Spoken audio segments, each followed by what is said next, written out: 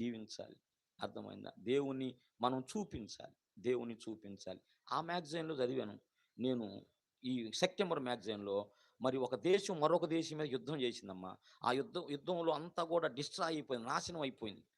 నాశనం అయిపోతే ఒక చిన్న పిల్లవాడు ఒక సైనికుడు తన జీబులో వస్తా ఉన్నాడంట.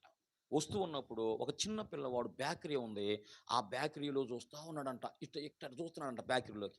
ఆ లోపల బేకరీలో ఈ రొట్టెలు, బ్రెడ్స్ ఇవన్నీ తయారు చేయబడుతున్నాయి. తయారు చేయబడుతుంటే ఈ పోలీస్ ఆఫీసరు జీబేసుకొనొచ్చి అక్కడ ఆగాడంట. ఆగి ఆ పిల్లోడి వైపు చూసి పిల్లోడు ఏం చేస్తున్నాడు? ఆ కిటికీలో నుంచి ఆకలైపోతుంది. ఆహారం లేదు. ఆ కిటికీలో నుంచి ఆ బేకరీలో తయారు చేస్తున్నటువంటి ఆ రొట్టెలను చూస్తున్నాడు. బ్రెడ్స్ చూస్తున్నాడు. ఇతను చూచి జాలిపడ్డాడు. జాలిపడి అక్కడికి పోయి అటు చూస్తే లోపల అన్నీ తయారు చేయబడుతున్నాయి. అప్పుడు అడుగుతాడు గదా! "బాబు నీకవి కావాలా?" అన్నాడంట. ఆ! ఆకలి మీద ఉన్నాడు గదా! కావాలన్నాడంట.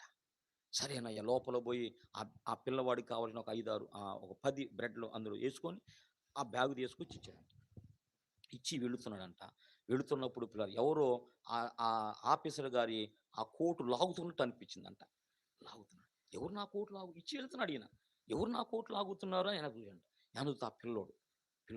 పిల్లోడు అన్నాడంట, "అయ్యా! దేవుడంటే నువ్వేనా?" అన్నాడంట. ఏమన్నాడు? "దేవుడంటే నువ్వేనా?" అన్నాడు.